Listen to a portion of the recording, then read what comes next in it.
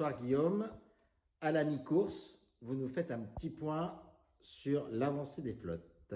Alors aujourd'hui, 15 novembre, on va commencer par faire un point sur la flotte des classes 40 qui aujourd'hui est étalée de 650 000 entre le bateau le plus au sud et le bateau le plus au nord.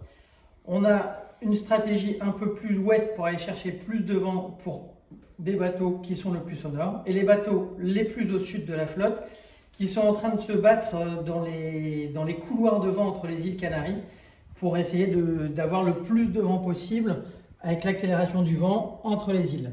En ce qui concerne la flotte IMOCA, qui est un peu plus concentrée, elle est en train de naviguer le long des côtes africaines et essaye d'aller chercher également le vent le plus fort possible. Et par contre là, c'est vraiment une bataille de placement entre les différents bateaux et de croisement. Ils se croisent régulièrement au gré de leurs empannages.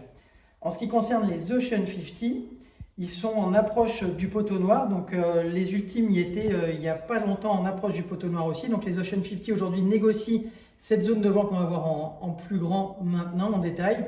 Voilà, donc les Ocean 50 sont par ici et on voit bien qu'il y a des zones de vent très légères ici. Et donc pour eux, ça va être de trouver le bon chemin avec le vent qui va bien sans se rapprocher trop du Brésil, étant donné qu'ils doivent aller vers leur waypoint qui est quand même un peu plus au niveau du 26 ouest.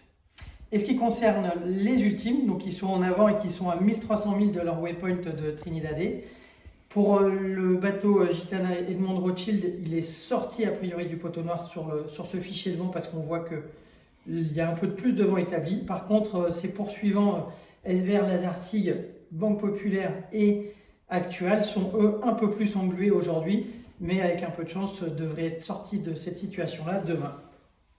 Eh bien, merci beaucoup.